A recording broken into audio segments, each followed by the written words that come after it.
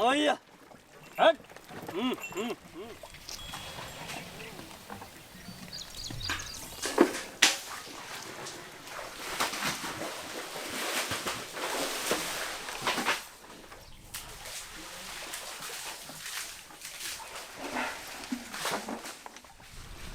ये कुआं तो बहुत पुराना है, हमारे बूढ़े पुराने जमाने का, हमको भी मालूम नहीं कितना पुराना कुआं है। अभी तो इतना पानी है इसमें, गर्मी में और पानी सूख जाएगा, लोग बैठेंगे इंतजार करेंगे गिरेगा पानी, फिर पानी भरेंगे।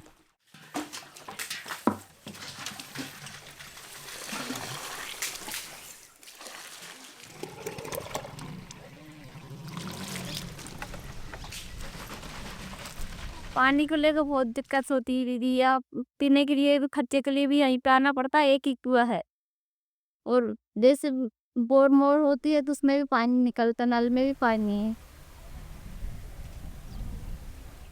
पहले बहुत कम फसलें होती थी। पहले बस मक्का, तुअर, ये बरसात की फसलों में यही बोते। पहले बहुत कम गेहूं बोते थे, पानी नहीं था इसलिए।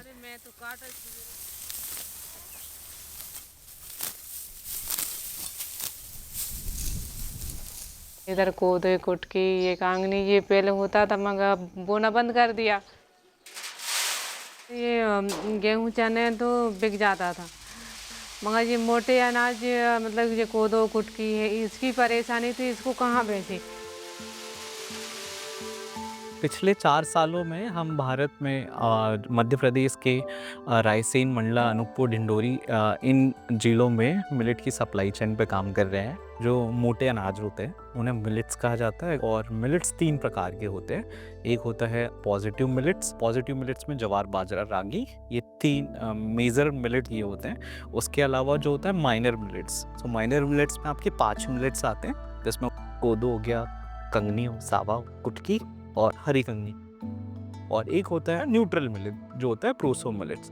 अगर आज से 50-60 साल पीछे भी जाएंगे, जब ग्रीन रेवोल्यूशन नहीं आया था तो हमारे सारे एरिया में इन्हीं ग्रेन्स का प्रोडक्शन होता था। हम 2021 में लुल्का गांव में आए थे।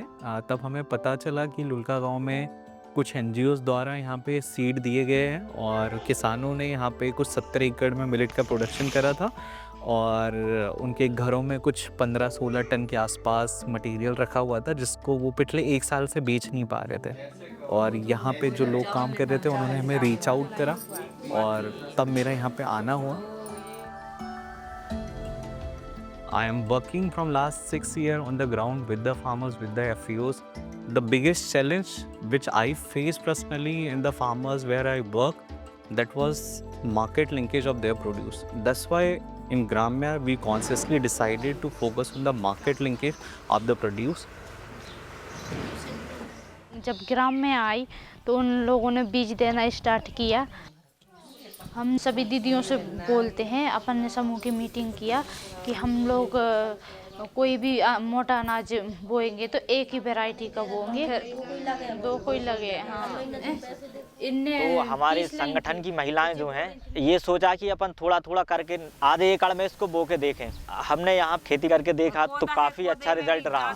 ग्राम में नहीं बोन तो जो मिलेट्स का फार्मिंग होता है ये कम्प्लीटली नेचुरल होता है। जैसे हम लोग जो सीड्स प्रोवाइड करते हैं ये इंडिजीनियस सीड होते हैं और मिलेट्स में कोई भी फर्टिलाइज़र या पेस्टिसाइड का रिक्वायरमेंट नहीं होता है।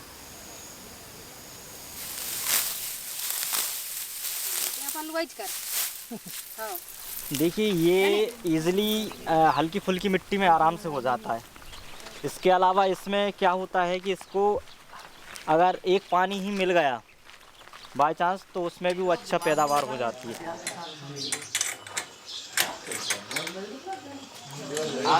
हमने पूरी की पूरी वैल्यू चेन में यहाँ पे कुछ गैप आइडेंटिफाई करे। जैसे मिलेट्स की बुआई के लिए कोई मशीन अवेलेबल नहीं है। उसके अलावा यहाँ अभी सारा का सारा जो हार्वेस्टिंग होता है वो दीदी हाथ से हंसिए के द्वारा करते हैं। तो हमने सभी समस्याओं को पहले आइडेंटिफाई करा। जो भी समस्या है किसानों को उसको सॉल्व करने के लिए, उनका एफिशिएंसी बढ़ाने के लिए जो मशीन काम में आ सकता है, हमने वो मशीन यहाँ पे इंट्रोड्यूस करवाया है।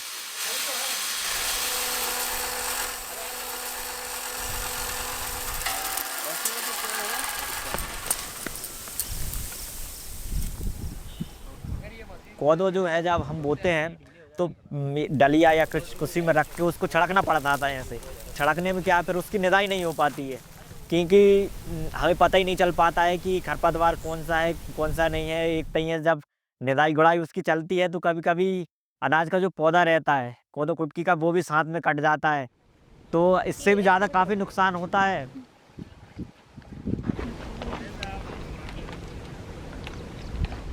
सर ने बताया है कि भाई आप सीडिंग मशीन लो, इसमें क्या है कतार की कतार हम बो सकते हैं। इसमें ये भी आसानी रहेगी कि हम आराम से कतार की कतार काट भी सकते हैं और इसकी निदाई गड़ाई भी कर सकते हैं।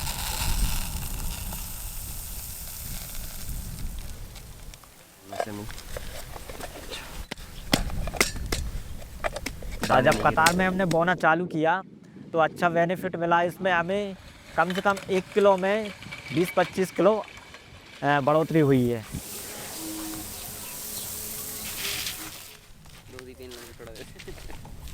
पहले क्या करते थे स्प्रे पंप इस तरीके से करते थे कि एक बॉक्स रहता था स्प्रे पंप, उसे पीछे टांग कर स्प्रे किया जाता था। इसको और सरल बनाने के लिए एक स्प्रे पंप दिया है जिसको हाथों से चलाया जाता है।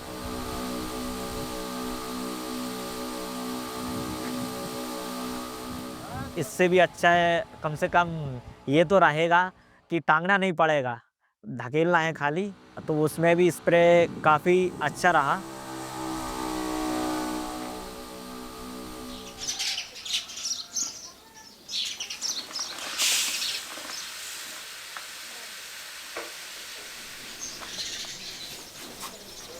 पहले हमको छांटने में बहुत दिक्कत पड़ती थी, ये मोटा कचरा और ये मिट्टी मतलब अलग नहीं होती थी।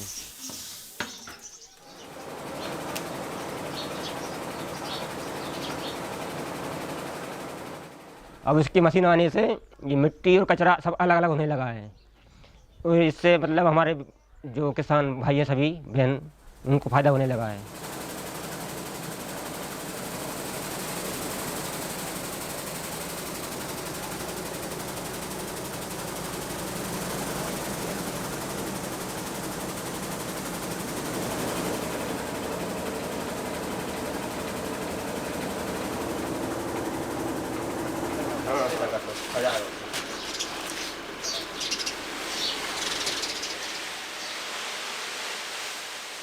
साफ करने के बाद उसको कूटते थे ओखली में, फिर उसको डलने में टाइम लगता था, ज़्यादा मतलब बारीक हो जाता था, टूट जाता था।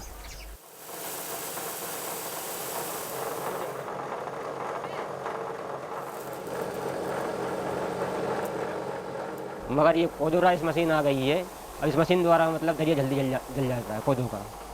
ये मशीन आने से मतलब समय बचत हो रही है और मेहनत भी कम लग रही है।